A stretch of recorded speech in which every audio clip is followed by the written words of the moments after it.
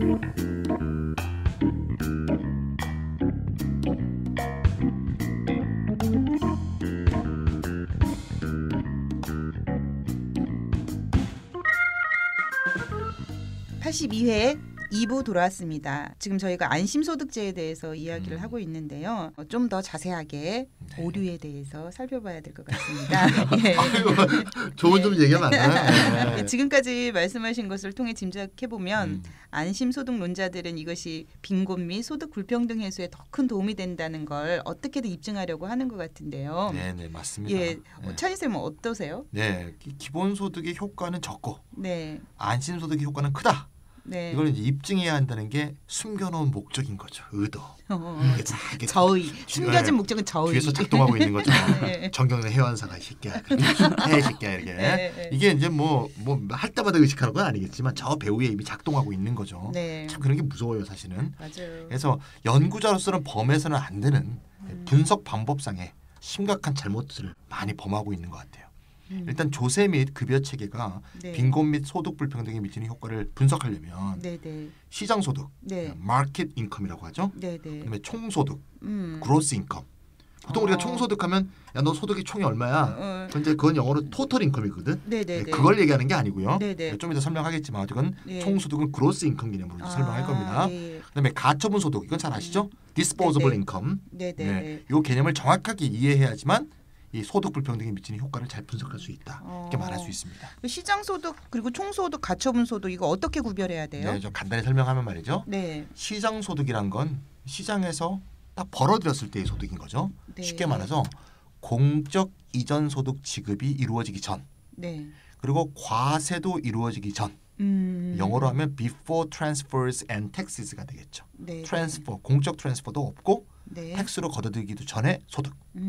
우리나라 경우에는 이제 근로소득, 사업소득, 재산소득, 사적 이전소득. 네. 사적 이전소득은 이제 개인한테 준 거 막 이런 거. 네. 또 할인 혜택, 뭐 기타 이전소득 이런 거 합친 것이 이제 시장소득이라고 볼 수 있겠습니다. 뭐 세전소득 이런 거하고도 좀 비슷한 개념이기도 하죠. 물론 트랜스퍼는 포함이 안 돼 있지만. 네. 그다음 이제 총소득 그로스 인컴인데, 네. 요거는 과세는 아직 반영하지 않고 네. 아까 시장소득에다가 공적 이전 소득을 더한 상태.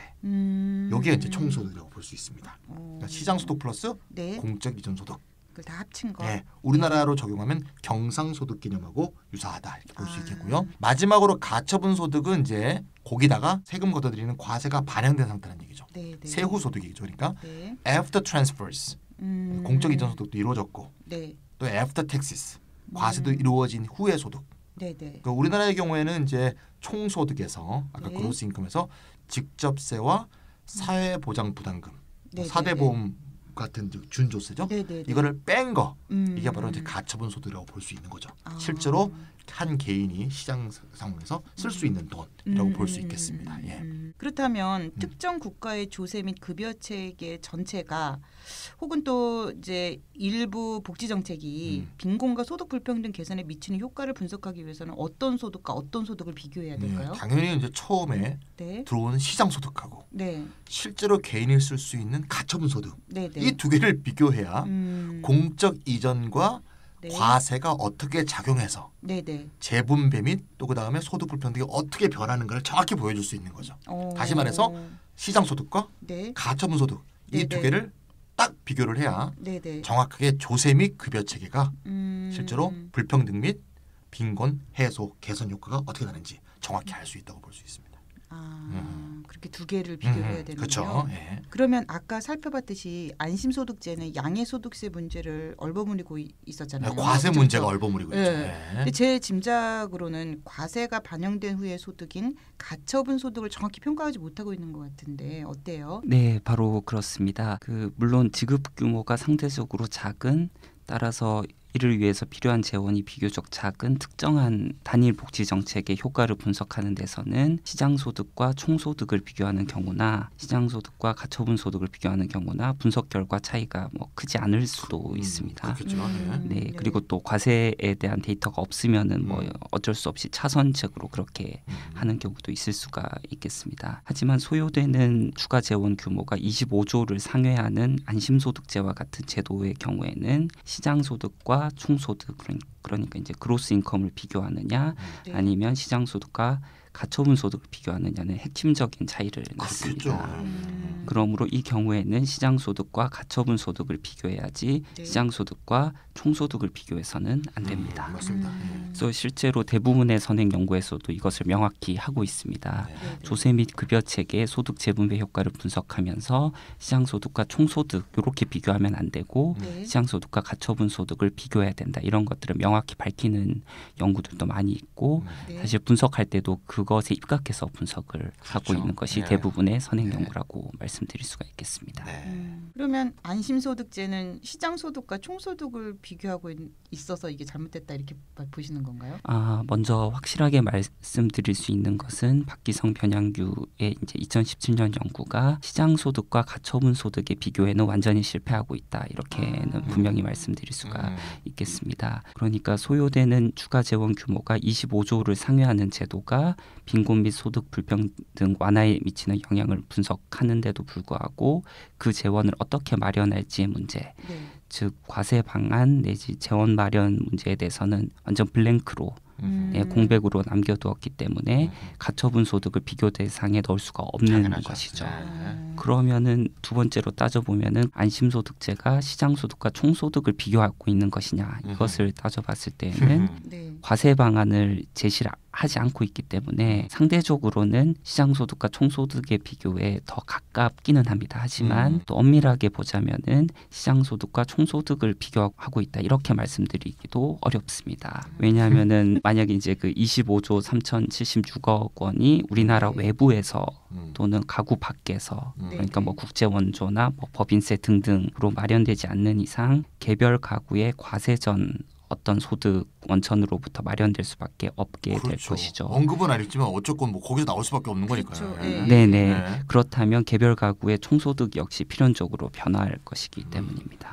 그렇군요. 애매하게 처리되어 있는 거군요. 말하자면. 제가 지금 아이유님 설명 들으면서 무슨 생각했냐면 기본소득 함부로 건들면 안 되겠다. 그 외부 학자들이 함부로 건드려서 얘기했다가는 아이유님한테 다 깨지겠다. 착 깔아갖고 짝짝짝짝 이렇게 하는 거죠. 그러니까요. 넌 죽었어. 야. 다음에 등심소득제 나오더라도 확실하게 깨닫합시다. 찬쌤 제발. 죄송합니다. 나 배가 고픈 것 같아요. 진짜 빨리 끝내고 맛있는 거 먹으러 가요 그러면. 네, 사탕이라도 준비할 걸 그랬는데 이렇게 아재 개그 때릴 줄 알았으면.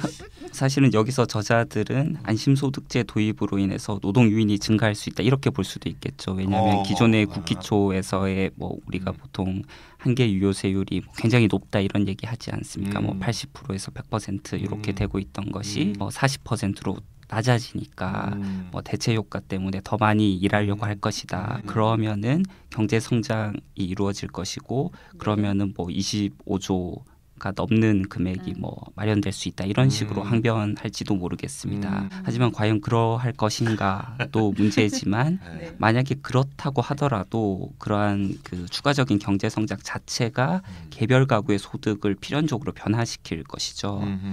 그러면은 이것을 반영해서 또 빈곤과 소득 불평등에 미치는 영향을 분석을 해야 되는데 이것은 거의 불가능하거나 아니면 극히 자의적인 추가 과정들에 크게 의존할 수밖에 없게 됩니다. 그렇기 때문에 이러한 분석 자체를 완전히 무용하게 만든다 이렇게 말씀드릴 아니 수 있겠습니다. 제도로 인한 소득 불평등 해소 효과를 연구하는데 경제 성장 요인을 넘어 어떻게 해? 제 말이. 어떻게 분석해요 도대체? 말이 안 되는 거죠. 물론 그렇게 할 수도 있지만 네. 일단 우리가 보통 1차 효과, 직접 효과라고 그렇죠. 하는 것을 네. 명확히 하고 난 다음에 그렇죠. 네, 예, 네. 거기에 네. 모델링으로 노동 공급이 변하는 것도 추가로 할 수가 있고 네, 아니면은 네. 완전 거시 경제적인 변화까지 맞습니다. 이렇게 네. 단계별로 이제 명확하게 개념을 쓰고 해야 되는데 네, 여기서는 그렇게 하고 있지는 않다 이렇게 말씀드릴 수가 있습니다. 네, 맞아요. 책을 보니까 말이죠. 네. 이 저자들이 그 재원 조성 방법에 대해서 얘기를 하긴 하더라고요. 이렇게 그런가요? 처음에는 알긴 안 하다가 네네. 얘기를 하는데 뭐라고 해요? 굳이 이제 모아본 거야. 이제 뭐라고 얘기하는가 했더니 이제 네. 3가지 정도로 볼 수 있는데요. 첫 번째는 중앙 정부의 예산을 절약하자. 뭐야? 보건복지 노동 분야 사업을 절약하자. 예산 낭비가 많았다. 아 뭐예요 진짜 뭐 이분들 이건 뭐야 완전히 이런 얘기 아무나 할 수 있잖아. 동네에서 술 먹다 하는 얘기야 이거. 그러니까요. 뭐 우리가 말이야 뭐 국방부 말이야 침대가 예산만 낭비를 막아도 말이야 뭐 그런 거 있잖아요. 보도블럭 그만 깔아 막 이런 그만 깔아 막 이러면서. 얘기해요. 두 번째는 아이고, 참. 안심소득세 실시로 인해 좀 전에 이제 아이유가 얘기했죠. 네. 국내 총산성 증가가 돼서 네. 세수가 증가할 것이다. 정말 이건 믿을 수 없는 걸 얘기하고 있습니다. 정말. 진짜 저성장 네. 시대 때 진짜 이 두 방법으로 상당 부분 충당할 수 있다. 이 상당 부분이 어도 중요해요. 예, 아, 다도 아니야. 상당 상당 부분 충당할 수 있다. 예, 그래놓고 아, 그래서 네. 부족분이 생기면 어떻게 하느냐. 그때는 특단의 대책이 필요하다. 근데 특단의 대처가 뭔지 궁금하다. 이거 뭐예요? 뭔가 박근혜 하던 소리 같아 이거. 네. 그때는 증세도 검토할 수 있다 이렇게 얘기했습니다. 그제서야. 예, 증세도 검토할 수 있다. 예, 참 이게 절제된 검열된 네네네. 표현이라고 볼 수 있습니다. 아. 이런 논리 순서만 봐도 말이죠. 네네. 앞에 두 개로 대충 다 되는데 혹시 안 되면 근데 증세를 검토할 수 이렇게 얘기하는 거는 진짜 얘네 뒤에서 봐주는 사람들. 네네. 증세를 얼마나 얘네들이 피하고 싶어하는가. 네네. 증세를 정말 싫어하는 사람들이 대기업 아닙니까? 그러니까. 이번에 트럼프가 법인세 내렸다고 막 난리 났잖아요 경제신문들. 음. 왜 우리는 안 내려 이러면서. 그러니까. 정경련이 싫어하는 얘기는 가급적 피하다가 음. 정말 특단 해갖고 이렇게 해서 이제 슬쩍 거론하는 이러고 있다는 거죠. 이분들이 모르진 않을 텐데 다 학자들이라서 알죠. 모르진 않을 텐데 네. 이렇게 나오는 거 보면 음. 학자들의 자존심은 다 어디가 있나요? 예, 그러니까 증세가 그러니까 이게 네. 애초에 이 제도 안에 들어가 있어야 되는데 이런 네. 식으로 어떤 예외적 상황에서 특단의 조치로 이런 식으로 얘기가 되니까 네. 애초 이 안심소득제 제도 연구 속에 네. 기본 요소 속에 증세가 안 들어가 있다 보니까 네. 아까 얘기한 진위계수 수치 이런 게 다 무의미한 수치가 되는 거죠. 그래서 애초부터 예, 증세를 기본 요소로 모델 안에 넣어서 연구를 해야 된다라고 네네. 박기성 교수님 듣고 계신가? 자, 해야 됩니다. 네. 아니 우리가 하다못해 사업계획서 쓸 때도요. 네. 뭐 지출 예산안, 그럼. 지출안 쓰고 예산안도 쓰잖아요. 네네네. 여기는 지금 예산안 없이 지금 지출 계획안만 있는 거잖아요. 그래놓고 더 효과가 있다 뭐 이러면서. 그러니까 또 흥분하지 말아야지.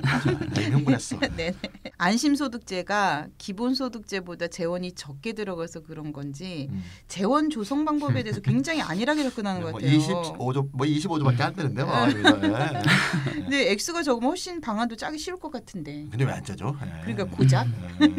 그러게 말이에요. 이렇게 얘기했을까요? 그러니까 기본소득론은 말이죠. 네. 명목정세면에서는 안심소득제보다 그 규모가 훨씬 크죠.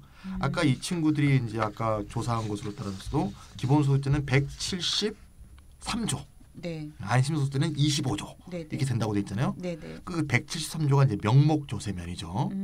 그래서 이제 어쨌건 명목조세면이라도 훨씬 아까 7배나 많이 된다 그랬잖아요. 네. 규모가 훨씬 크잖아요. 네네. 그래도 기본소득론자들은 여러 차례에 걸쳐서 네. 재원 마련 방안을 투명하게 제시한 바가 있어요. 그러면 되게 네. 다각도의 방법으로. 뭐 2010년에 제시했죠. 백승호 교수님도 네. 제시했고요. 2017년에 뭐 강남훈 교수님도 최근에 네, 또 네. 말씀하셨고요. 근데 이보다 규모가 훨씬 적은 네. 안심소득제를 얘기하면서 재원 마련 방안에 대해서 함구하고 있다는 건 이거는 정말 어느 도단이 아니냐. 그러게요. 네. 고작 25조를 고작 7분의 1밖에 안 짜면서 네네. 황당한 게 뭔가 하면 보통 네. 세상은 어떻게 돌아가나 하면 유럽이라든가 이런 데 네. 좌파가 이제 복지 확대를 요구하면 네. 일반적으로 우파가 좌파를 공격해요. 뭐라고 공격하냐면 니들 재원 마련 방안에 있는 거야. 제시해봐. 네. 이러면서 비판하기 일쑤인데 네. 우리나라는 거꾸로야. 네. 그러니까요. 좀 더 좌파인 기본소득론자가 재원 마련 방안이 이거요라고 떳떳이 밝히는데 네. 네.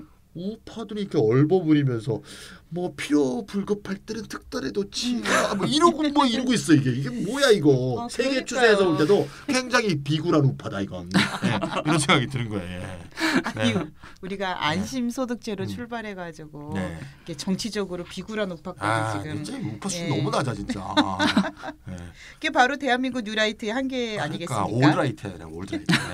네. 근데 저 궁금한 게 있어요. 음. 기본소득이 세금도 훨씬 많이 걷고 전체 재원도 지금 말씀하셨듯이 훨씬 크잖아요. 그런데도 불구하고 기본소득이 왜 불평등 해소 효과가 더 적다고 한 건지 저는 그게 좀 궁금하거든요. 그치, 말이 안 되네. 무슨 근거로 그런 얘기가 나온 건지. 네, 그 앞서 일부에서 제가 안심소득제가 음해소득제를 잘못 적용하고 있다 그렇게 말씀을 그렇죠. 드렸는데요. 네. 네. 그 이들은 기본소득에 대해서도 좀 잘못 이해하고 있는 것으로 보입니다. 그렇군요. 네, 제가 사실 그 토론회 갔었었는데요. 네. 그때 이제 박기성 교수님 같은 경우에도 기본소득을 절편만 있고 기울기는 없는 제도다 뭐 이런 식으로 표현을 하시더라고요. 수학 시간에 함수 배운 기억이 납니다. 절편은 있고 기울기는 없다. 이게 뭔 말입니까 이게? 네. 또 반면에 음해소득세는 절편과 기울기를 한꺼번에 조정하는 단순하면서도 아름다운 제도다 이렇게 주장을 하고 있습니다. 이렇게 말씀하셨어요? 놀고 있네. 네. 아니 저는 이제 너무하다. 시를 쓰신 것 같은데요. 이거 완전히 예. 뭐. 네, 사실은 뭐 하이에크나 프리드만 이런 사람들 굉장히 좋아하시기도 하고, 네, 그래서 뭐 기본소득이 진위계수 개선 효과가 전혀 없다, 뭐 이런 식의 표현도 좀 나옵니다. 어떤 식으로 얘기를 하고 있냐면, 뭐 조금 이따가 말씀을 드리겠지만, 그 뭐 박기성 교수님이나 이런 분은 기본소득을 조세 체계는 전혀 손보지 않은 채, 그러니까 세율 조정을 전혀 하지 않은 채, 그 무조건적으로 보편적으로 지급하는 복지급여로 간주하는 듯합니다. 그래서 어떤 표현이 있었냐면 이론적으로 모든 국민에게 동일 금액을 지원할 경우에 진위계수는 불변이어야 한다 이런 표현을 쓰고 있는데요. 이것이 제가 봤을 때는 기본소득제에 대해서 잘못 이해하고 있다 이렇게 말씀드릴 수가 있겠습니다. 그러니까 아까 안심소득제 얘기할 때도 이 걷어들이는 걸 생각을 안 하니까 그러니까요. 그렇게 하듯이 여기서 그냥 주는 게 똑같으니까 예. 진행계수 똑같다 이렇게 생각하는구나. 근데 진짜 모르시는 건가 본데요. 저는 아까 다 아는데 심각한데? 아는데 일부러 그런 거다 이렇게 이야. 생각했는데 진짜 모르시나 보네요.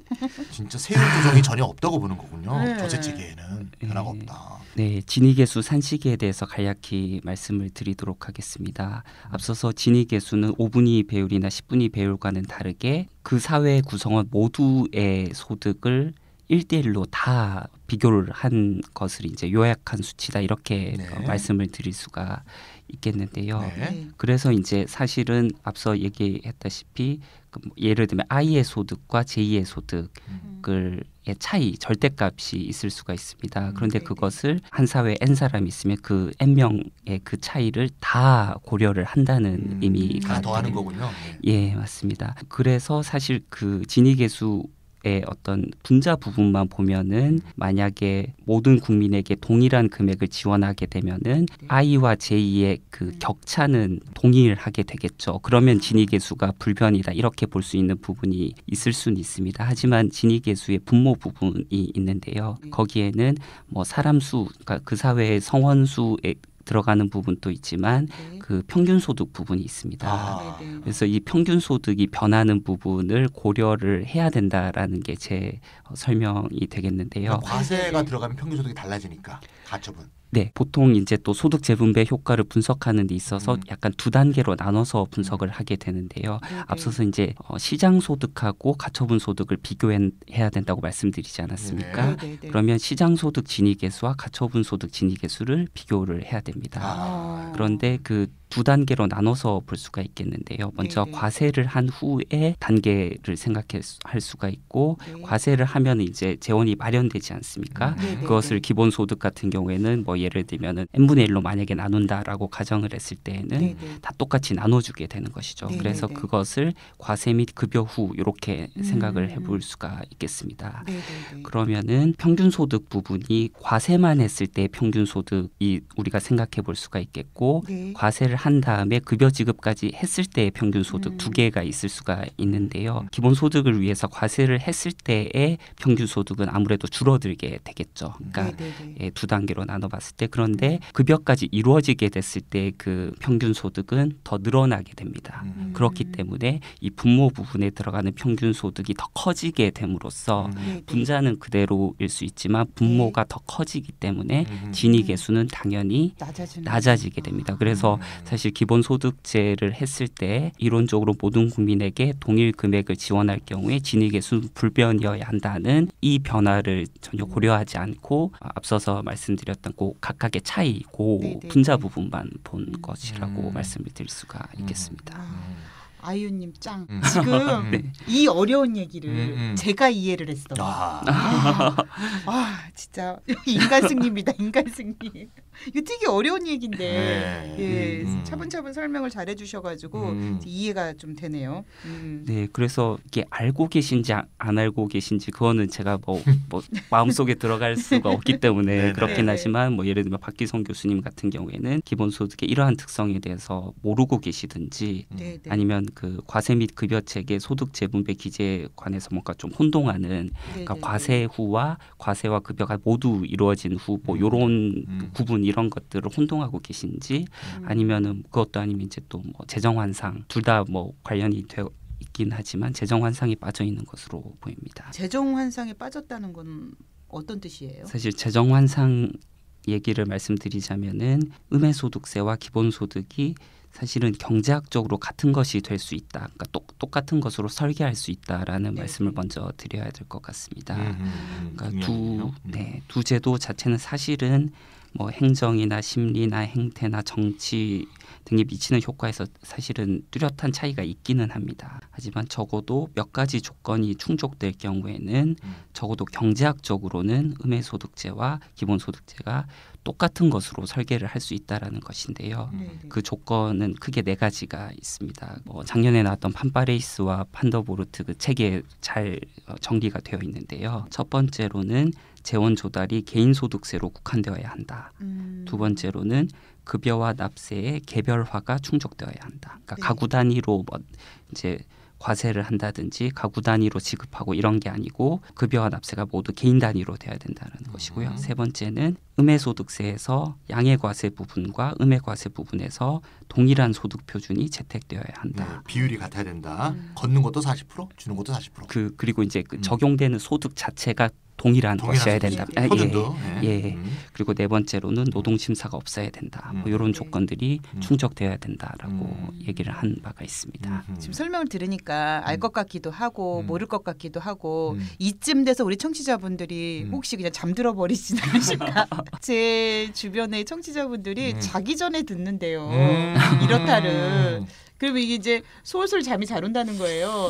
근데 아무래도 이거 좀 끊었다가 다시 들어야 될 것 같은데. 이쯤 좀 돼서 중요한 조금 일인데. 이제 깊은 잠에 빠지진 네네. 않으실까 하는 네네. 걱정이 됩니다. 근데 아무리 경제학이라 하더라도 어떻게 음해소득세와 기본소득이 같아지는 건지 좀 저는 네. 이해가 안 되거든요. 일단 이게 이제 돈만을 얘기하는 거라고 생각하셔야 됩니다. 일단 돈? 뭐 이게 행정이라든가 무슨 심리 뭐 아까 가구의 주자 개인주자 이게 다 다른 거잖아요. 그다음에 뭐 정치적인 해석 그렇죠. 뭐 이런 거 말고요. 행정적 처리도 다 다르고 뭐 다 다르죠. 뭐 네, 다 네. 다 빼고 네, 딱 돈의 흐름, 네, 네, 돈의 한 개인에게 플러스냐 마이너스냐 딱 요거만 따지면 네, 네. 설계를 똑같이 할 수 있다는 거예요. 아, 네, 본질이 다르지 않게 똑같이 할 수 있다는 거예요. 무슨 얘기인가 하면 네. 일단 기본 개념으로 볼 때 이제 청취자들한테 제가 어떻게 설명하면 제일 이해하기 쉬울까 생각을 해봤는데 이렇게 네. 생각하면 돼요. 예를 들면 기본소득은 내가 10,000원을 받았어. 네, 근데 이게 10,000원이 딱 플러스 10,000원이 되는 게 아니죠. 기본소득의 기금을 마련하기 위해서 얼마를 냈을 거 아니야. 네, 네, 네. 그걸 뺀 게 사실은 순 플러스 마이너스잖아요. 네, 그렇죠. 예를 들면 2,000원 내고 10,000원 받았다면 얘는 플러스 800인 거고 8,000이구나. 네. 8,000원. 그다음에 3만 원을 내고 10,000원을 받았다면 마이너스 2만 원인 네, 거죠. 네, 네. 네. 이게 사실은 순수한 플러스 마이너스죠. 네, 네, 네. 네. 근데 보세요. NIT는 네, 마이너스 소득세건 플러스 소득세건 이게 그냥 순이거든요. 네, 네, 예. 네. 마이너스 소득세로 10,000원을 받았어. 네, 그럼 10,000원 받은 거죠. 네, 네. 플러스 소득세 10,000원 냈어. 그럼 10,000원 만원 낸 거야. 예, 예. 그러니까 요거는 NIT는 그 자체가 순 개념이야. 네, 네, 근데 사람들이 착각하는 게 기본소득 얘기할 때는 총 개념을 얘기하고 네. NIT 할 때는 순 개념을 하니까 그걸 평면적으로 비교하다 보니까 오 기본소득이 훨씬 돈이 많이 드는 걸 이렇게 착각한다는 거야. 지금 우리가 지금 재정환상 얘기하고 있죠. 네, 네. 예를 들면 10,000원씩 10명한테 줘. 네, 네. 그렇다고 10만 원 드는 게 아니다 이거야. 어떤 사람은 3,000원 내고 10,000원 받았으면 네, 네. 7,000원만 소요되는 재산인 거죠. 예산인 거죠. 네, 네. 이해가시죠? 네, 네. 그러니까 순 개념으로 기본소득을 계산한 다음에 NIT하고 비교해야 동등한 기준의 비교가 가능하다는 거예요. 이제 이해가시죠 일단. 네네. 예. 그래서 이 재정환상이라는 게 보통 NIT론자들이나 안심소득론자들이 갖고 있는 재정환상이라는 게 네네. 기본소득 지급액 전체를 다 더해갖고 오 돈이 이렇게 많이 들어 그러니까 이렇게 지급액만 예, 보고 총액으로 계산한 보고. 거지. 예, 예. 순조세액으로 계산하지 않고 네네. 순조세액으로 보게 되면 이 두 개 설계를 같이 할 수 있다는 거예요. 제가 요 표도 이제 올려드릴 텐데 네네. 제가 표 갖고 온 거 있죠. 네. 한번 네. 보시면 좀 쉽게 이해할 수 있는데 말로도 하면 이해할 수 있을 것 같아요. 예를 들면 5명이 있어요 시장에. 네. A는 A는 100원을 시장소득을 벌고 시장소득으로 B는 500, C는 1000, D는 2,900, E는 10,000 네네. 이렇게 번다고 보자 이거예요. 네. 전부 평균세로 걷고요. 네. 50%로 다 한다고 봅시다 이거야. 네네. 그럼 세금을 A는 50을 내죠. 네. 100이면 50, 네. 500이면 250, 네. C는 500, 네. D는 1,450, E는 5,000 네네. 이렇게 해서 거둔 거를 전부 기본소득으로 n분의 1로 나눠준다고 보면 네네. 5명한테 1,450씩 나눠주게 돼 있어요. 네네. 1,450, 1,450. 나누면, 그러면 네. A는 100원을 벌어서 50을 내고 1,450을 받았으니까 네. 1,400원이 생긴 거죠. 그렇죠. 네. 플러스 1,400. 네. 요게 순이익이죠. 네, 순이익. 네. 그다음에 B는 500을 벌고 250을 냈는데 1,450을 받았으니까 1,200. 네. 네. C는 1,000을 벌고 500을 냈는데 1,450 생겼으니까 950이 플러스. 네네. D는 딱 2,900을 벌었거든요. 네. 그럼 세금을 1,450 냈고 네. 기본소득 1,450을 받았으니까 빵. 또 얘가 또 기준치 딱 중심. 네, 손익분기점. 손익분기점이거든요. 네. 2,900번 애가. E는 10,000을 벌었는데 세금을 5,000 내고 1,450을 받았으니까 마이너스 3,550이 까인 거죠. 네. 네. 네. 그러네요. 요게 순수한 네네. 순조세를 순부담액 또는 순이익을 딱 표현한 겁니다. 네. 네. 그럼 요거를 음해소득세로 딱 설계 방식으로 해보면 네. 거기서는 이제 냈다 뺐다 하는 게 아니라 그냥 받는 사람이 있고 내는 사람이 있는 거죠. 네네. 네. 그렇게 하면 똑같이 100원 번 사람, 500번 사람, 1000번 사람, 2900번 사람, 10,000번 사람이 있다고 할 때 네네. 음해소득세에서는 이 D 네. 2,900을 번 사람을 기준소득으로 잡는 거죠. 네네. 네. 그럼 2,900 이하인 사람은 음해소득세로 돈을 받고 네. 2,900 이상인 사람은 소득세를 내고 네네. 네. 그 비율은 똑같이 50%로 하는 거죠. 네. 그러면 100을 번 사람은 아까 기준소득이 2,900이었잖아요. 네네. 네. 그럼 미달액이 얼마죠? 2,800. 2,800. 음. 50%를 음해소득세로 받게 돼 있으니까 1,400을 받는 거 아니겠습니까? 네네. 네. 아까하고 똑같잖아요. 받는 건 똑같네요. 똑같죠? 네. 네. 그렇게 따지면 B도 1,200으로 똑같아요. 네. 네. 미달액이 2,400이거든요. 음. 50%. C는 950 똑같죠? 네네. E도 마찬가지예요. E는 만인데 네네. 그죠? 기준소득에서 미달액이 7,100이잖아요. 네네. 그죠? 7,100을 더 더 내야 되죠. 넘어서니까 그렇죠. 거기에 거기에 50%인 50%니까 3,550을 양해소득세로 딱 내야 되는 거죠. 네. 그럼 아까 5,000 내고 1,450 받은 마이너스 3,550하고 똑같잖아요.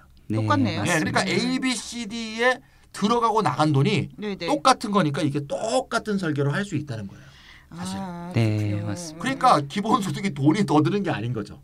어떻게 보면. 예. 그러니까 그걸 돈을 더 들다고 생각하는 건 1,450 곱하기 5를 했기 때문에 네네네. 엄청 많은 것처럼 보이는 거예요. 네. 이게 음해소득세론자나 안심소득론자들이 갖고 있는 재정환상이다. 이렇게 말을 하는 겁니다. 네. 피스컬 일루전. 네, 맞습니다. 네. 이해하셨나요?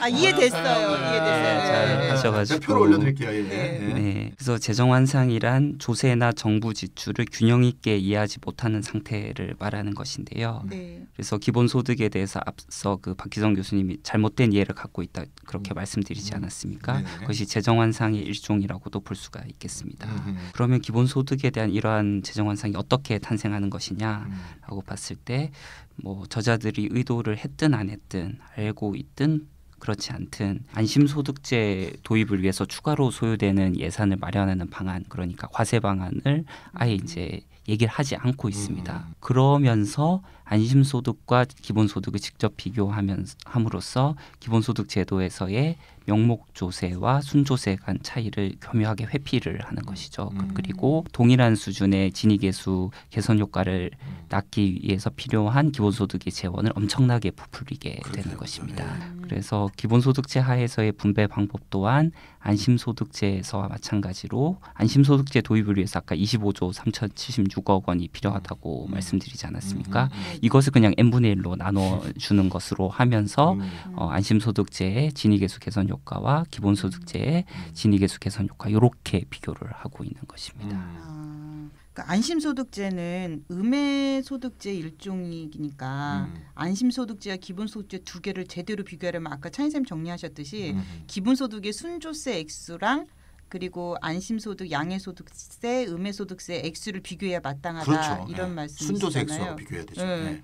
그럼 기본소득은 균등 분배라고 하면서 은근슬쩍 조세 액수를 빼버리고 동등한 기본소득과 안심소득을 비교해버리는 셈이 되는 거네요. 네, 그리고 뭐 더 근본적으로 말씀드리자면 안심소득제는 사실 음해소득제 일종이라고 보기도 어렵다라는 걸 아까 전에 이미 말씀드리기도 했고요. 그래서 똑같은 25조 3,076억 원을 놓고서 안심소득제에서 그 기준소득 미만의 가구에게만 국한해서 그것도 차등적으로 지급하는 안심소득제 방안과 이 25조 3,076억 원을 모두에게 동일한 액수로 지급하는 기본소득제 방안을 비교하고 있는 것이죠. 그래서 뭐 수치는 사실 궁금할 수는 있겠지만 굳이 분석을 수행하지 않더라도 안심소득제가 여기서의 이러한 비교에서의 기본소득제보다는 당연히 빈곤과 소득 불평등 개선 효과가 더 크게끔 그렇게 세팅을 해놨다라는 것입니다. 부자들한테 어떻게 더 많이 걷어내는가 이런 건 다 없어버리고 똑같은 액수를 딱 놓고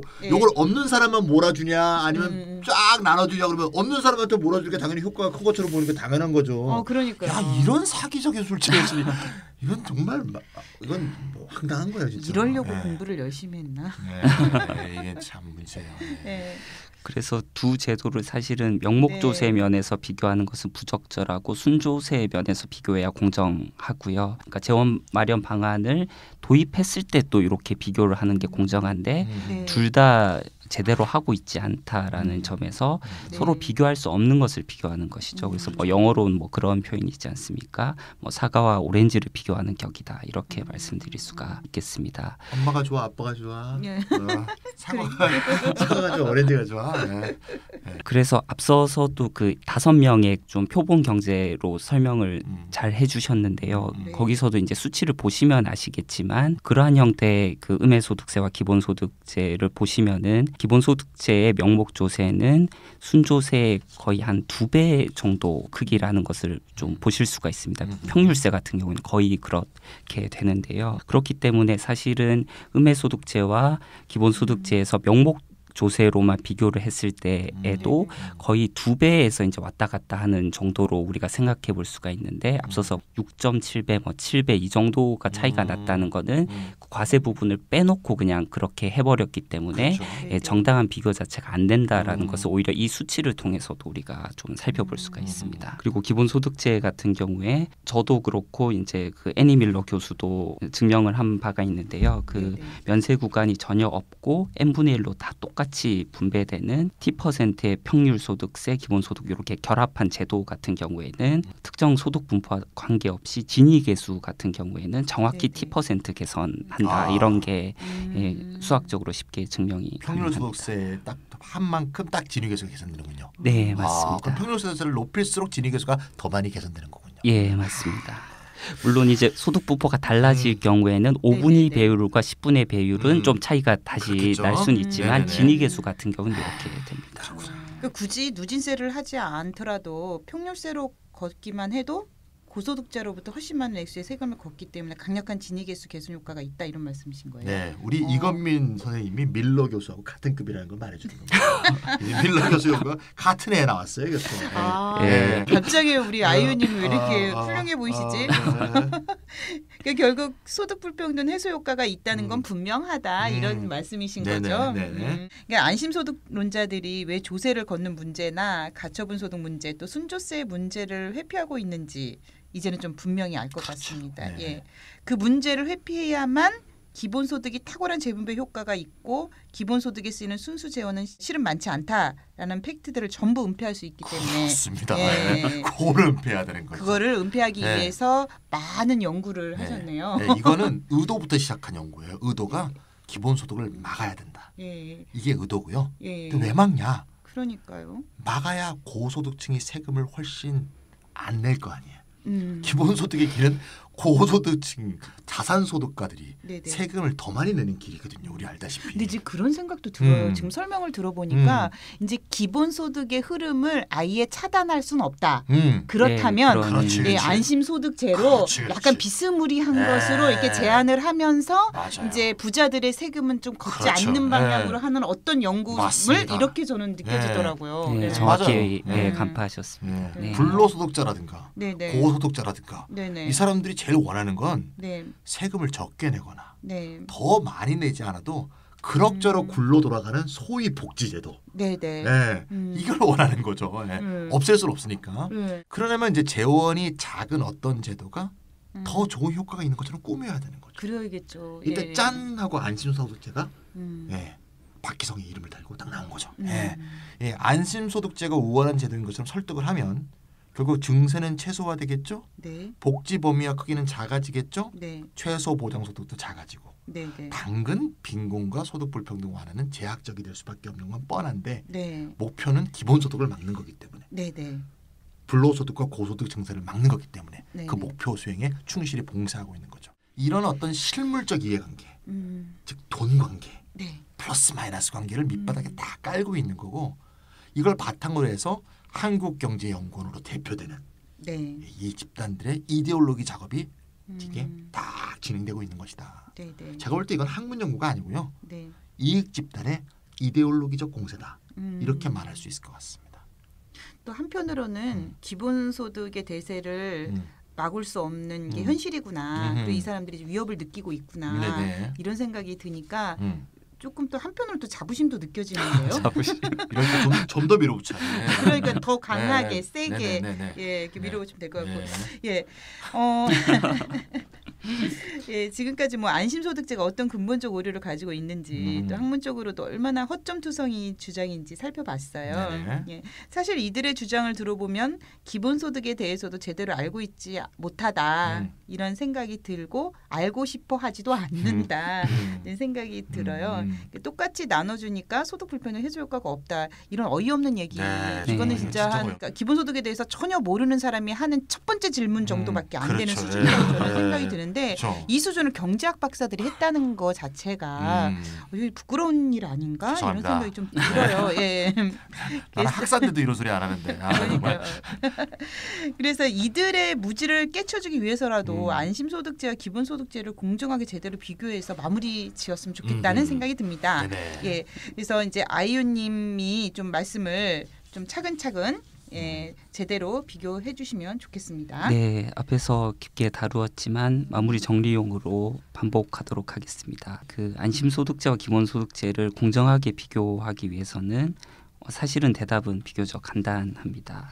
첫 번째로는 아까 전에 안심소득제가 음해소득제가 아니라고 말씀드리지 않았습니까? 네네. 그래서 음해소득제 형태로 만드는 작업부터 해야 되겠죠. 네. 그래서 먼저 추가 재원 마련 방안을 제시하기 위해서 안심소득제 환경에서 그 조세 환수율이 40%였는데 그것을 손익분기점 이상의 고소득 계층에게로까지 확장을 합니다. 그러니까 이제 증세를 해야 된다는 말씀. 조세 방안은 이제 모델 속에 집어넣는 거죠. 예, 맞습니다. 두 번째로는 사실 안심소득제에는 근로소득만 이렇게 포함이 되어 있지 않습니까? 그런데 안심소득제에 적용되는 소득을 근로소득만이 아니라 근로소득뿐만 아니라 사업 및 부업소득이라든지 재산소득이라든지 사적 이전소득이라든지 이런 것들 모두 포괄하는 개인소득 전체로 확장을 합니다. 개인소득 전체. 예. 네. 그러면은 이와 같은 뭐 이렇게 새로운 안심소득제라고 표현할 수가 있겠죠. 이것은 이제 음해소득제가 되는 것인데요. 이것은 최소한 1인당 500만 원 연간입니다. 500만 원까지를 보장하면서 추가 소득이 발생할 경우에 40%를 세금으로 걷는 그러니까 1인당 1,250만 원을 손익분기점으로 하는 음해소득세 형태가 되게 됩니다. 박기성 교수가 안 한 거를 우리 아이유가 다 이렇게 모델 개선을 해주시네요. 아니, 이러시면 안 됩니다, 아이유님.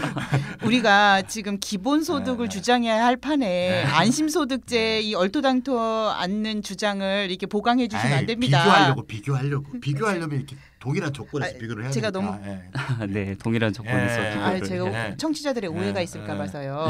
그러니까 이런 걸 개선을 했습니다. 이런 걸 개선하고 보충하여 안심소득제를 실시해야 된다 이렇게 잘못 이해하실까 봐 이게 잠깐 이렇게 졸고 네네. 깜빡깜빡 주무시면서 네네. 들으실 때 오해하실 수 있으니까요. 네네. 예. 네. 자, 지금 주장하고 있는 안심소득제라는 것이 음해소득세가 아니지만 이렇게 만들어진 새로운 안심소득제는 음해소득세다. 이렇게 소득제다. 이런 말씀이시죠? 네. 이런 걸 보충해야 네. 보강해야 된다. 이런 말씀이시고. 예. 네, 바로 그렇습니다. 네. 그래서 앞서 말씀드렸던 네 가지 조건, 그러니까 첫 번째로 개인 재원의 조달이 개인소득세로 국한되어야 한다. 그리고 네. 두 번째로 급여와 납세의 개별화, 그러니까 개인 단위로 되어야 된다. 그리고 음해소득세에서 양해과세 부분과 음해과세 부분에서 동일한 소득 표준이 채택되어야 한다. 그리고 네 번째로 노동심사가 없어야 된다. 요 네 가지 조건이 모두 충족이 됐을 때 된다고 일단 한번 추가로 가정을 해보겠습니다.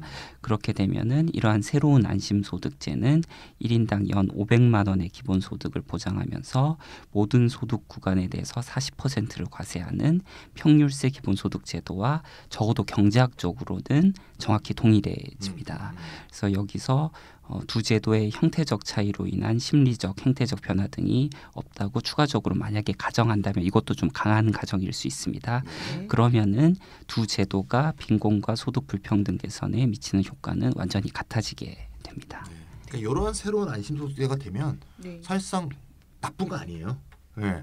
좋은 겁니다. 이것도. 아까 얘기했듯이만 경제학적 모델로는 다른 요인은 있겠지만 모델로는 같은 거기 때문에 네. 이렇게 40% 평율세로 쫙 걷어서 네. 네. 쫙 나눠줄 수 있는 진짜 새로운 이런 안심소득제를 하시던가 아니면 기본소득 진영에 투항하시던가 두 개를 하셔야지 이건 어설픈 음해소득제도 아닌 네. 안심 등심 이런 걸 하면 안 됩니다. 네. 네. 그 얘기예요. 예. 네, 여기까지 청취자분들도 이제 어느 정도 이해하셨을 것 같아요. 그러니까 새로운 안심소득제가 어떤 한 형태의 기본소득이 될 수 있다. 뭐 기본소득의 한 형태가 될 수 있다. 그렇게 네, 비교 가능한 걸로 이제 만들어 놓은 거죠. 그러네요. 경제학적으로 동등하게 설계될 수 있다. 뭐 이렇게 네. 말씀드릴 수가 있는데요. 네. 그런데 이러한 새로운 안심소득제와 기본소득 간의 아까 그 동등성 이것의 조건들이 하나씩 사실은 완화시켜 볼 수가 있겠죠. 그래서 첫 번째로 새로운 안심소득제와는 달리 기본소득은 개인소득세에 국한되지 않는 재원을 추가로 가질 수가 있습니다. 예, 맞습니다. 예, 그렇게 될 경우에는 이러한 새로운 안심소득제에 비해서 빈곤과 소득 불평등을 더 큰 폭으로 개선시킬 수가 있게 됩니다. 이제 달라지는 걸 얘기하시는 거구나. 이제 네, 맞습니다. 딱 같이 한 다음에 네, 그래서 추가적인 재원으로는 뭐 법인세나 재산세나 부가가치세나 공유 부로부터의 수익 등을 우리가 고려를 해볼 수가 있겠죠. 네, 두 번째로 새로운 안심소득제보다 기본소득은 사실 보장소득은 더 크게 하면서 세율 역시 더 인상시킬 수가 있습니다. 그렇죠. 또 이것이 정치적이고 동태적인 효과를 본다면 더 많은 사람들이 지지를 할 수가 있기 때문에 그럴 가능성이 있는 것이죠. 그렇게 됐을 때에는 이러한 형태의 기본소득제도는 새로운 안심소득제에 비해서 빈곤과 소득 불평등을 더 큰 폭으로 개선시킬 수가 있게 됩니다. 네. 너무 명쾌하게 설명을 잘 해주셨습니다. 서로 다른 위치에 서서 자기 논리에 근거한 주장만 일방적으로 외치는 게 아니고 서로 다른 주장을 똑같은 조건에 놓고서 이렇게 공정하게 비교하고 그런 다음에 조건을 하나씩 바꿔가면서 차이와 장단점을 입증하는 거. 이러한 그 논증의 태도 우리 아이유님 정말 대단하십니다. 냉철한 지성. 네네네. 아니 그런데 이 두 경제학자들은 왜 그렇게 하지 못하는 걸까요? 네, 제가 일부 초반부에서 네. 이 안심소득제를 주창하신 이제 박기성 교수 프로필에서 잠깐 얘기했잖아요. 네. 한국노동연구원에 원장을 했다. 네. 사실 굉장히 유명한 사람이에요. 오. 이 사람이 이제 뉴라이트 활동을 하다가 네. 한국노동연구원 원장에 취임한 게 2008년이에요. 2008년. 그럼 이명박 정부 때 그렇죠. 예, 이명박 정부 때 딱 한국노동연구원 원장이 됐는데 네. 그러고 나서부터 이 사람이 이제 악명을 떨치기 시작했습니다. 어허. 취임 이후부터 주옥 같은 발음을 잘해야 돼요. 주옥 같은 주옥 같은 발을 쏟아내는데요. 네. 대표적인 게 이겁니다. 모든 노동자를 비정규직으로 만들어야 된다. 이거를 노동연구원 원장분이 이 말씀을 하신 정말 거예요. 유명한 발언입니다. 2009년 9월 국회 정무위에 나와서 국회에 나와서요. 네. 헌법에서 노동상권을 빼야 한다. 이게 제 소신이다. 라고 말해서 네. 당시 공안검사 출신인 한나라당 이사철 의원이 너무 황당해서 되묻는 그런 해프닝도 있었던 그런 기억이 나고요. 과거 논문들 보면 말이죠. 네. 논문에 참 다양한 주장들 많은데 좀 주옥 같은 얘기를 했습니다. 노사정의를 폐지하라. 왜 이거는 사회적 합의주의니까. 시장 교란 행위다 이거야. 시장 외부에서 사회적 합의를 하고 그러냐 이거야. 그럼 어떻게 하냐? 노동위원회가 조정하고 법원의 법률적 심판에 의존해라. 이렇게 제안한 바는 있습니다. 야, 노동자한테 돈 막 때리겠죠. 예. 2009년 2월에 노동연구원 노조 쪽하고 단체 협약을 일방적으로 해지하고 네. 노사 갈등을 스스로 조장했습니다.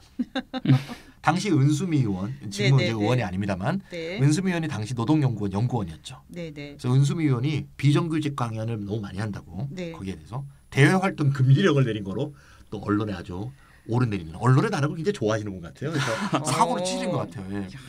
중요한 건 말이죠. 이 사람이 네. 정경련 돈을 받는 한국경제원 원장이었던 게 아니고 네. 국민 세금으로 운영되는 국책연구기관 그것도 노동 문제를 연구하는 노동연구원의 원장이었다는 것 자체가 문제였다는 거죠. 야, 말이 안 되잖아요. 예, 말이 안 되네요. 이러다가 이 사람이 또 나중에 최근 좀 잊고 지냈는데 저도 네. 2016년 12월 25일 크리스마스 때 네. 촛불 시위가 한창이었죠. 그때 우리는 그냥 거리에서 맨날 그냥 맞아요. 추워갖고 그랬는데 네. 그때 또 글을 하나 쓰셨더라고요. 글을 보니까 기초연금, 네. 박근혜 정책도 반대하는 거죠.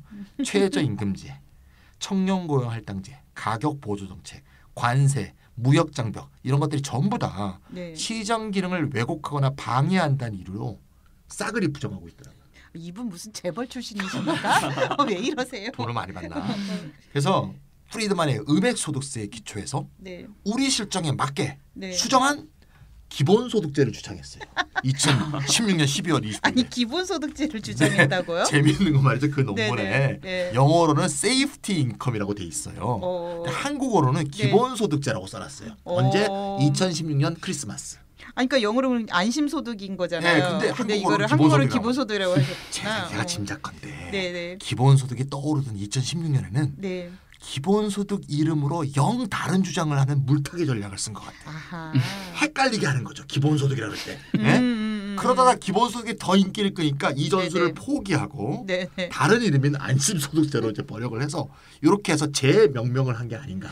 그러니까 내 뭐 근거는 없어요. 내가 볼 때 너무 어이가 없어서 영어로 세이프티인데 왜 그걸 기본소득이라고 했겠냐 이거예요. 그러니까 이분이 네. 2016년에서 2017년 넘어오면서 전술이 바뀌었어. 근데 그나마 많이 발전한 많이 거예요. 발전했네. 네, 그때는 이거 개념 자체 용어 자체도 이렇게 네. 헷갈리게 적어놓고 일부러 영어를 못하는 척. 그러니까요. 기본소득으로. 야.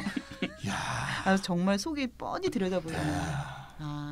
이 정말 박기성이라는 사람의 네. 이력과 반어를 지금 들어보니까 이 정도면은 놀랍죠. 뭐 자유방임주의 이데올로기 거의 뭐 신앙 수준에 도달한 자유시장 만능론자가 아닌가 이런 생각이 드는데요. 안심소득제를 한국의 재벌 친화적 뉴라이트 세력의 기본소득에 대한 대결 방식이다 이렇게 생각해도 되겠죠?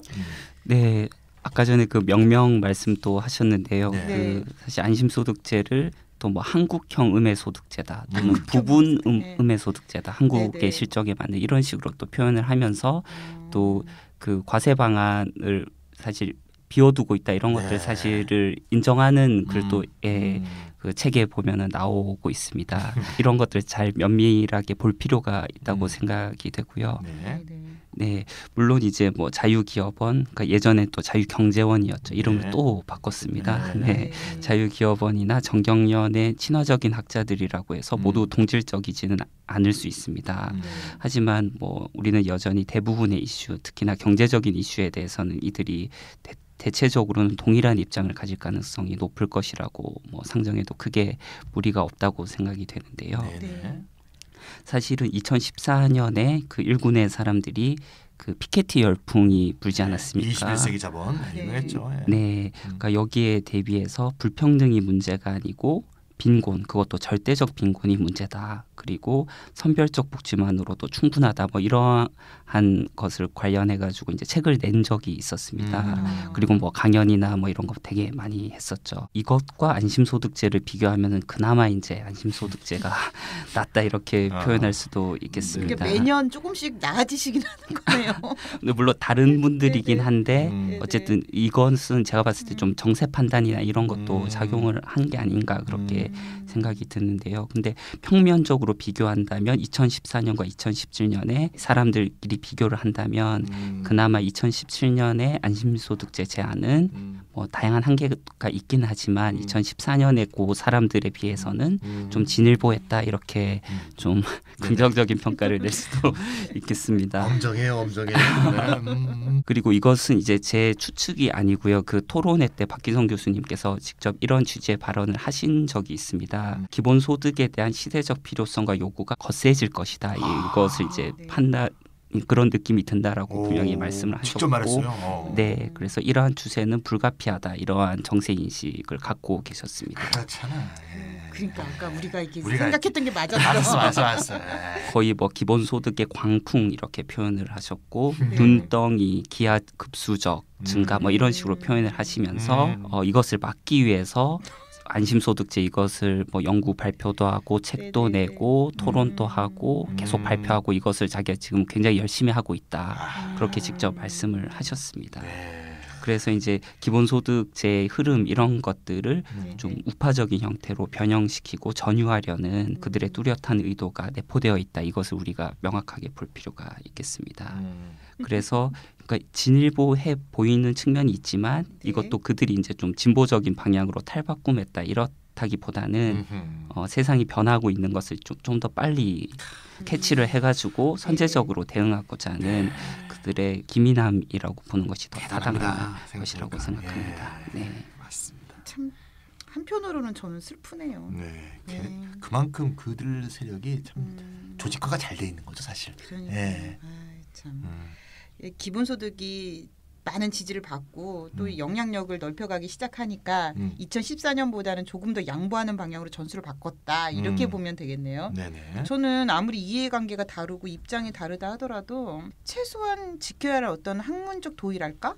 뭐 학자로서의 상식이랄까 이런 것들이 좀 갖추어졌으면 해요. 이게 지금 아이유님 차근차근 이렇게 논증을 해주셨는데 이거 들으면서 아 정말 이분들 좀 너무 한심하고 양심이 있는 건가 싶기도 해요. 그래서 우리가 이제 이런 최소한의 어떤 상식들을 갖추어 달라는 어떤 요구도 뉴라이트들에게는 좀 사치 아닐까 이런 생각도 좀 드네요. 네, 물론 학자들 역시 다른 사람들과 마찬가지로 정치적인 성향이나 지향하는 이데올로기가 다양할 수 있습니다. 그렇죠. 하지만 정책 효과를 분석하는 연구자로서 자신의 정책적 견해를 뚜렷하게 제시하고 연구의 함의를 제안하고 이런 데 있어서 그리고 미래 바람직한 사회상에 대해서 치열하고 진지하게 토론하고 경합하는 자리에서 자신의 의견을 내세우는 데 있어서는 전제가 되어야 될 것이 있습니다. 그것은 바로 용어를 명확하게 정의하고 사용해야 된다는 거. 그리고 비교를 할 때에는 정책이나 제도 비교를 할 때에도 정확한 비교 대상을 설정해야 된다는 거. 이것은 필수라고 할 수 있겠습니다. 그래서 뭐 선행 연구를 충실하게 검토하는 것도 이러한 실수를 미연에 방지하기 위해서 요구될 수 있는 것이죠. 그래서 이것이 또 연구자의 성실성을 드러내는 것이기도 한데요. 사실은 박기성 변양규의 2017년 연구를 보면 기본소득에 대해서 연구했던 기존 연구에 대해서는 전혀 언급도 안 돼 있고 뭐 그렇죠. 그렇기 때문에 또 재원 마련 방안이나 이런 것들도 그리고 기본소득제와 음해소득세가 어떤 식으로 비교될 수 있는지 어떠한 동등성을 가지기 위해서 어떤 조건들이 있고 달라지는 지점은 어떤 것인지에 대해서 명확하게 파악을 하지 못하고 있는 것이 아닌가 그런 생각이 듭니다. 그래서 이 연구 자체가 좀 좋은 반면교사가 되리라고 생각을 하고요. 이번 방송에서 우리가 다뤘던 내용이 향후의 기본소득과 음해소득세를 둘러싼 학술 연구와 토론에 조금이나마 기여하기를 기대합니다. 예, 고맙습니다. 네네. 저는 오늘 박기성 변양구의 연구 그 안심소득제에 대해서 이제 아이유님께서 말씀을 해주셨는데 듣는 내내 어떤 학자로서의 양심과 연구자로서의 어떤 태도 뭐 이런 것들에 대한 배움이 더 컸던 것 같아요. 저 또한 이제 어떤 제도나 정책을 지지하는 데 있어서 혹은 주장하는 데 있어서 어떤 태도로 어떻게 이야기하고 연구해야 할지 좀 배운 바가 큽니다.